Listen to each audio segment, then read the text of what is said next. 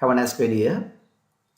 අපි නම් අපේ මේ 21 වෙනි පාඩමත් බොහොම හොඳ අවබෝධයෙන් කරගෙන යන්.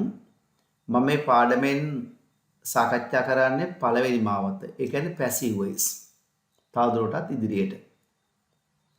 මේ 21 වෙනි පාඩම නිසා මේ පාඩමෙන්ම කවුරු කෙනෙක් බලනවා නම් මේ පාඩම් මාලාව පැටලෙන්න ඉඩ තියෙනවා. මොකද මේ පාඩම් මාලාව හෙළිදරව්ව එක ඉඳලා යන පාඩම් මාලාව. කියන්නේ පාඩම් 21ම එකිනෙකට සම්බන්ධයි. ඒ නිසා අලුතෙන් අරබන කෙනෙක් ඉන්නවා නම් ගෞරවයෙන් ඉල්ලා සිටිනවා හෙළිදරව්ව එක පාඩමෙන් සිට බලාගෙන එන්න කියලා. right. එතකොට passive voice වලට අයත් වෙන්නේ සිංහල ක්‍රියාව action වෙන්න ඕනේ. ඒකේ යමක් කරනවා හැඟෙන ක්‍රියාවේ කර්තෘ නැති හා කර්තෘට විසින් තියෙන වාක්‍ය. ඔබට පැහැදිලි ඒක. ඒ කියන්නේ passive voice කියලා කියන්නේ action verb එකේ කර්තෘ නැති හා කර්තෘට විසින් තියෙන වාක්‍ය. එවැනි ඕනම වාක්‍යයක් පටන් ගන්න ඔබ්ජෙක්ට් එකෙන් කර්තෘ ඉන්නවනේ යන්නේ අගට අපි විසින් ගන්නේ by වලින්. ඒ වගේම action කියන verb එකේ තියෙන කොටස් පහෙන් පාවිච්චි කරන්නේ past participle. මේට කලින් මේ මාවතේ මම කොටස් 6ක් කතා කරලා තිබුණා. අද 9ක් දක්වා සාකච්ඡා කරනවා. හරි. එහෙනම් අද අපි කරන කොටස දැන් මේ තියෙන්නේ. ඔව්. එතකොට කතා කරනකොට මේකේ දිගටම passive voice වල object එක මුල මේ මාවතේ කොටස් තියෙනවා 30ක් පල්ලෙහාට. මෙතෙන් එහාට සාකච්ඡා කරන්නේ නැහැ මේ YouTube එකේ මේ මාවත. එකක්වත් සාකච්ඡා කරන්නේ නැහැ. මෙතෙන් අවසන් කරන මේ ඔප්පු කිරීම පාඩම් කියන මාලා 22 අවසන් කරනවා. ඔබ්ජෙක්ට් එකෙන් පටන් ගන්න ඕනම passive වාක්‍ය. ඕනම passive වාක්‍යයේ ප්‍රධාන ක්‍රියාපදයේ past participle. මම කලින් කියපු විදිහට subject එක ඉන්නවා නම් ඒ කියන්නේ කර්තෘ අගට යනවා.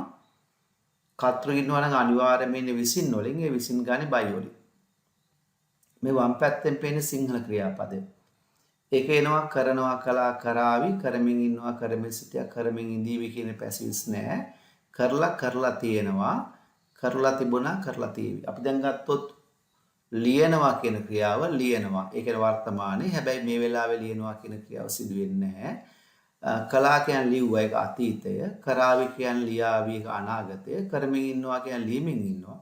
ඒ කියන්නේ ක්‍රියාව මේ වෙලාවේ සිදු වෙනවා. ඒක present continuous එක. කරමින් සිටියා කියන්නේ ක්‍රියාව අතීතයේ කරමින් සිට එක past continuous එක. කරමින් ඉඳීවි කියන future continuous එක passive වල නැහැ. කරලා නැත්තම් කරලා තියෙනවා. කියන්නේ ලියලා නැත්තම් ලියලා තියෙනවා. ඒක present perfect එක. ලියලා තිබුණා කරලා තිබුණා. ඒක past perfect එක. කරලා තියෙවි කියන්නේ ලියලා තියෙවි. අපි එක උදාහරණයක් ගත්තොත් එහෙම දැන් දිනපතා අභ්‍යාස ලියනවා. දිනපතා අභ්‍යාස ලියනවා. දිනපතා ලියනවා කියන්නේ දැන් ලියනවා කියන්නේ නෙමෙයි. ඒතර අභ්‍යාස ලියනවා කියන වාක්‍යය මේ කොටස් 9ට හරවනකොට දිගටම තියෙන අභ්‍යාස. අපි අභ්‍යාස කියලා ගමුකෝ the exercises කියලා දිගටම exercises. ඒතර ඒකේ ලියනවානේ ක්‍රියාව. ලියනවා කියන ක්‍රියාවේ past participle එක right එකේ written. දිගටම written. ඒතර කර්තෘ නෑ ඒකේ. දිනපතා අභ්‍යාස ලියනවා කිව්වනම් අපි කියන්නේ every day the exercises are written. දිනපතා අභ්‍යාස ලිව්වා කියන එක past එක the exercises were written every day. අභ්‍යාස ලියාවි කිව්වනම් අපි ඉංග්‍රීසියෙන් කියන්නේ the exercises will be written. අභ්‍යාස ලියමින් ඉන්නවා. ඒ කියන්නේ වෙලාව සිදු වෙනවා. අපි ඉංග්‍රීසියෙන් කියන්නේ the exercises are being written. අභ්‍යාස ලියමින් සිටියා. ඒ කියන්නේ කරමින් සිටියා past continuous එක. ඉංග්‍රීසියෙන් කියන්නේ the exercises were being written.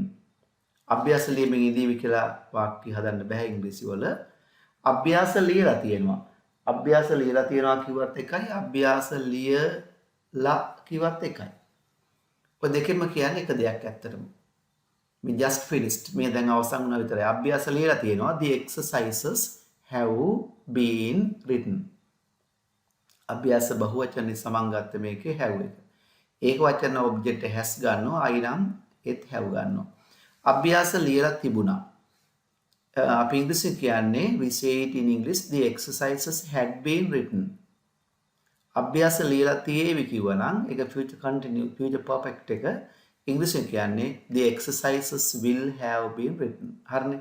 මම අද වාක්‍ය 8ක් ලියනවා මේ අවස්ථාවට වැටෙන්න. right. අපි අද බලමු. ඒ වගේ මම ඔබෙන් හැම වෙලාවෙම every time I request you to understand this method not followed by sentence. Once you understand this method you can make any sentence you need putting under this great method. Okay. Then let's move to our first exercise. අපේ පාසලට දැනටම සිසුන් 100ක් බඳවගෙන තියෙනවා. මේකේ ක්‍රියාව බඳවගෙන තියෙනවා. බඳවගෙන තියෙනවා කියන්නේ කරලා තියෙනවා කියන එක. සිසුන් 100ක්. මේ කර්තෘ නැහැ. කර්තෘ නැති නිසා බඳව ගන්නවා කියන්නේ action verb එක. action verb එක කර්තෘ නැති නිසා මේක passive voice වාක්‍යයක්. බඳව ගන්න තියෙන්නේ කියන කරලා තියෙනවා. දැන් මේ තියෙන්නේ අපි ගත්තොත් බඳව ගන්නවා බඳව ගත්තා බඳව ගනිවි බඳව ගනිමින් ඉන්නවා බඳව ගනිමින් සිටියා බඳව ගනිමින් දී වෙනවා බඳවගෙන තියෙනවා කියන්නේ මේ මෙතන තියෙන වාක්‍යෙ කරලා තියෙනවා ඒක. ඒතර මේ වාක්‍ය හැදෙන්නේ object has have been past participle කියන ක්‍රමෙට මේ තියෙන්නේ. object has have been past participle කියන ක්‍රමෙට. ඉතින් ඒකට මේක ඒක ආදේශ කරන් තියෙන්නේ පොඩි දෙයක් මේ තියෙන්නේ. ඒතර පටන් ගන්න ඔබ්ජෙක්ට් එකනේ. ඒ කියන්නේ ඔබ්ජෙක්ට් එක කියන්නේ ක්‍රියාවට හසු වෙන එක. ඔබ්ජෙක්ට් තමයි බඳව ගන්නවා. බඳව ගන්නේ සිසුන් 100ක්. අපි ඔබ්ජෙක්ට් එක ගන්න සිසුන් 100ක්. අපි කියන්නේ 100 students. It's plural. So we take have 100 students have then been බඳව ගන්නට අපි ගන්න enroll කියන ක්‍රියාව නම් enrolled. අගේ L එක ඩබල් කරනවා. එතකොට 100 students have been enrolled. අපේ පාසල කියන්නේ our school. අපේ පාසලට කියපුවාන් ටයන්න ගන්න ඇතුළම 4 එකෙන්.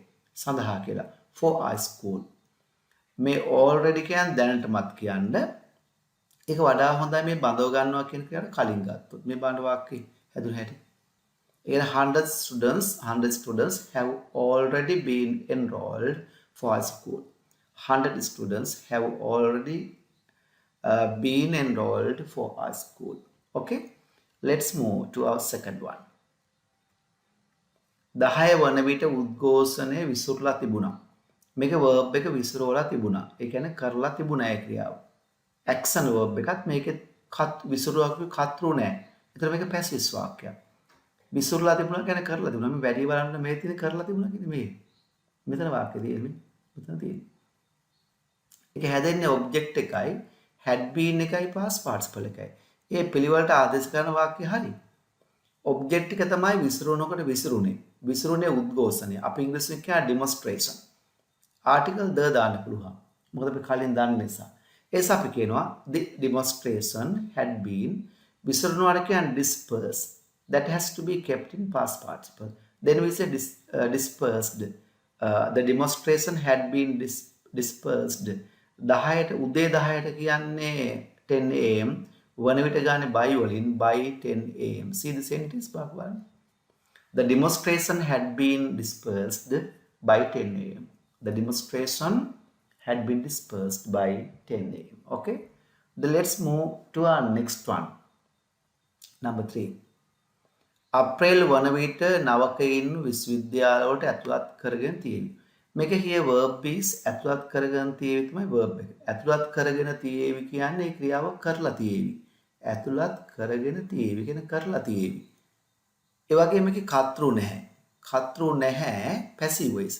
ඒතර මේක වැටෙන්නේ මේ කරලා තියෙවි කියන තැන මේ තියෙන නවයෙන් තැන මේ කරලා තියෙවි. ඇතුළත් කරගෙන තියෙවි කරලා තියෙවි. මේක හැදෙන්නේ object එකයි will have been එකයි past participle එකයි. Object will have been past part. That's the order you need to write. Not only write in, that is the order for speaking. කතා කරන පිළිවෙලත් ඕක තමයි. දෙකටම පිළිවෙල ඕක. Object එක මොකද්ද? ඇතුළත් කර ගන්නකොට ඇතුළත් වෙන්නේ කවද? නවකයින්. අපි නවකයින් කියලා ගන්න newcomers. ඒත් අපි the newcomers කියන්නේ නැහැ කරගන්න. The newcomers. ඔව් අපි කට්ටිය කියන්නේ දන්නවා නම් the newcomers කියවත් කමන්නේ. ඔව්. නවකේ newcomers will have been ඇතුළත් කර ගන්නවට කියන්නේ admit verb එකට admitted. newcomers will have been admitted. කර්තෘ නැහැ. 10 අප්‍රේල් වලට කියන්නේ ඒප්‍රිල් වන විට ගන්න by වලින්. මෙවන වාක්‍ය හදුනේ. මම by April වලට ගත්තා. by April newcomers will have been admitted. විශ්වවිද්‍යාල වලට විශ්වවිද්‍යාල කියන්නේ the universities වලට ගන්න for the universities. Then how can we say by April newcomers will have been admitted for the universities? See how simple? බලන්න කොච්චර සරලද කියලා. Number 4 හතරවෙනි වාක්‍යය. ළඟ එන තරංගාවලිය වෙනුවෙන් ක්‍රීඩකයන් පුහුණු කරමින් ඉන්නවා. මේකෙත් verb එක පුහුණු කරමින් ඉන්න action verb එක කතරු නැහැ. ඊළඟට passive වාක්‍යයක්. දැන් පුහුණු කරමින් ඉන්නවා කියන්නේ the verb is now happening. මේ verb එක සිදු වෙනවා. පුහුණු කරමින් ඉන්නවා කියන්නේ මේක කරමින් ඉන්නවා. මේක වැටෙන්නේ කරමින් ඉන්නවා කියන තැනට මේ කරමින් ඉන්නවා කියන තැන. එතන මොකද්ද පිළිවෙල? object එකයි am is තුනෙන් එකයි BEING being past participle. ඔව්. බොහොම සරලයි.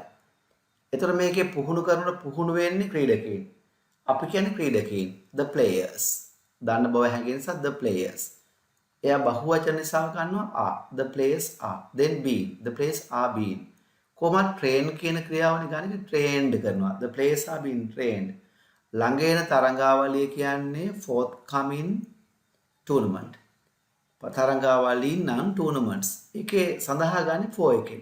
See the sentence? The players are being trained.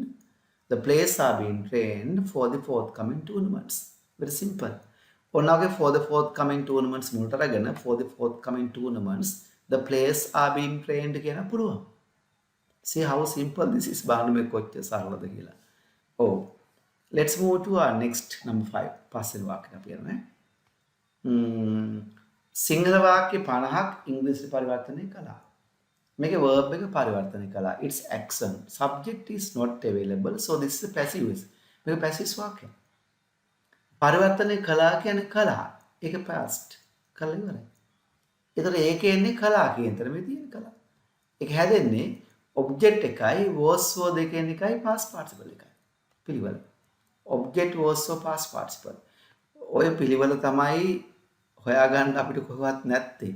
ඔන්න ඔය පිළිවෙල පෙන්වා දෙන්න තමයි මේ මහා ෆයිපාත් කියන ක්‍රමය හැදුවේ. ඔව්. ඔක්කොම පද අමුල්ලා ගන්න හදා තියෙනවනේ. එතකොට what's object?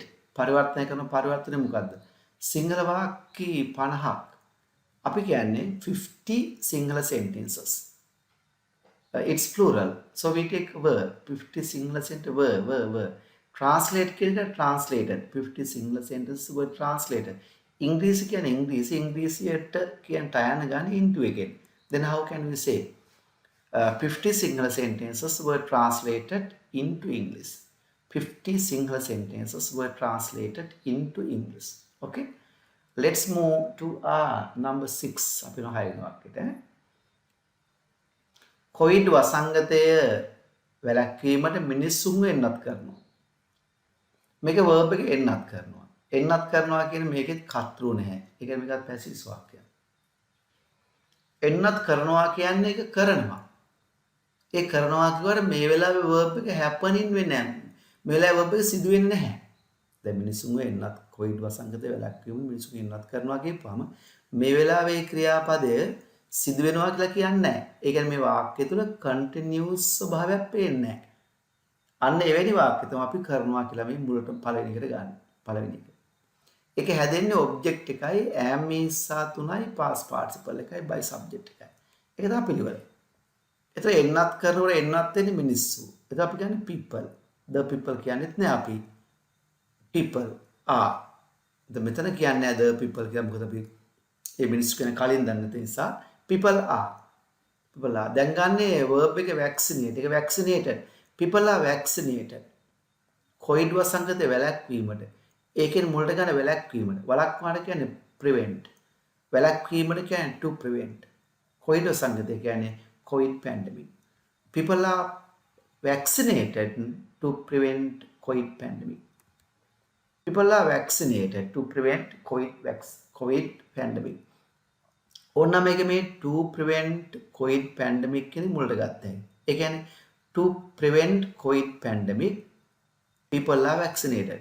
එහෙම ගත්තොත් ඒ කියන්නේ මුලට ගත්තොත් ප්‍රධාන කොටස නැතුව දැන් මේ වාක්‍ය ප්‍රධාන කොටස people are vaccinated නේ. ඒක නැතුව වෙන කොටසක් මුලට ගත්තොත් ඒ කියන්නේ to prevent COVID පැන්ඩමික් කියන මුලට ගත්තොත් කමාවක් දාන්න ඕනේ. හැම වෙලාවෙම ප්‍රධාන කොටස නෙමෙයි නම් මුල තියෙන්නේ කමාවක් දානවා. number 7. okay. ක්‍රීඩා උත්සව වෙනුවෙන් සිසුන් විසින් පාසල් වත්ත පිරිසිදු කරමින් ඉන්නවා. මේකේ verb එක පිරිසිදු කරමින් ඉන්නවා. action verb එකක්. ඒ පිරිසිදු කරමින් ඉන්නවා කියන්නේ මේ වෙලාවේ කරමින් ඉන්නවා. මේ වෙලාවේ කරමින් ඉන්නවා ඇත්තටම. ඔව්. එතකොට කර්තෘ සිසුන් විසින් තියෙනවා. ඒ කියන්නේ action verb එකේ කර්තෘ ඉඳලා විසින් තිබ්බ පැසිව් වාක්‍යයක්. මේක පැසිව්ස්. එතකොට පිරිසිදු කරමින් ඉන්නවා කරමින් ඉන්නවනේ. මේකෙන්ත් මේ කරමින් ඉන්නවා කියන තැන මේ තියෙන්නේ මෙතෙන්ට. කරමින් ඉන්නවා. හැදෙන්නේ object am is have been past participle. ඒ පිළිවෙල දැම්ම නම් හරි. එතකොට මොකද්ද පිරිසිදු කරන පිරිසිදු වෙන්නේ? අන්න කියන object එක. පාසල් වත්ත. පාසල් වත්ත කියන්නේ the school garden, the school garden, the school garden.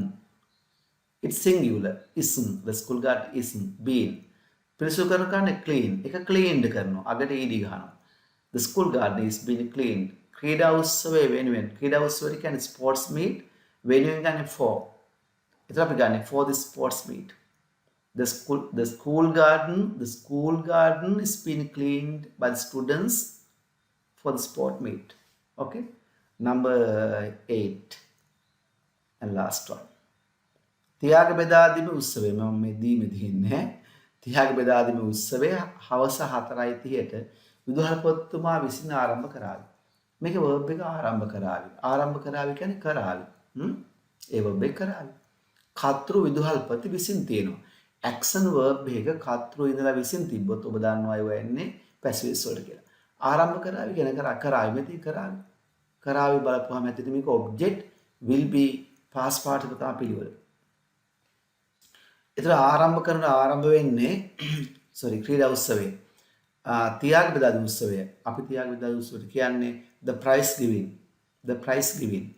will be ආරම්භ කරන started the prize giving will started විදුහල්පතිතුමා විසින් by the principal සවස් 4:30ට කිව්වත් ටය යන ගාන at එකෙන් හවස 4:30ට at 4:30 pm. See that the prize giving will be started at 4:30 pm by the principal. So we nicely did all අපි ඔක්කොම වාක්‍ය අටම කරා බොහොම ලස්සනට. ඉතින් ඔබ බලලා මේක ෂෙයා කරන්න දන්නේ නැති අය ඉගෙන ගන්න ඉල්ලා සිටිනවා එහෙම. ඒ වගේම ඔබ අපේ channel එක subscribe කරලා නැත්නම් ඒකත් කරන්න. මොකද ඉදිරියේ පාඩම් විශාල සංඛ්‍යාවක් එනවා මේ ලබන සතියේ. ඒ කියන්නේ මේට අමතරව පාඩම් විශාල සංඛ්‍යාවක් එනවා. මේ ඔප්පු කිරීම කියන පාඩම හෙල්දරව කියන පාඩම 22 වෙනි අවසන් වෙනවා. ඔප්පු කිරීම කියන පාඩම තව 10ක් වෙන ඔක්කොම 10යි. ඔප්පු කිරීමෙන් 10යි හෙල්දරවෙන් 20ක් වෙනවා. ඊට අමතරව තව පාඩම් ගොඩක් තියෙනවා අපේ YouTube channel වල.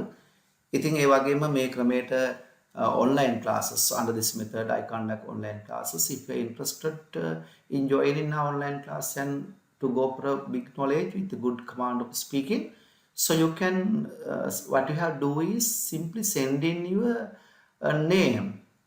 So the particular details have been included at the end of this video. Okay, then have a nice time. Let's meet over our 22nd lesson. Have a nice time.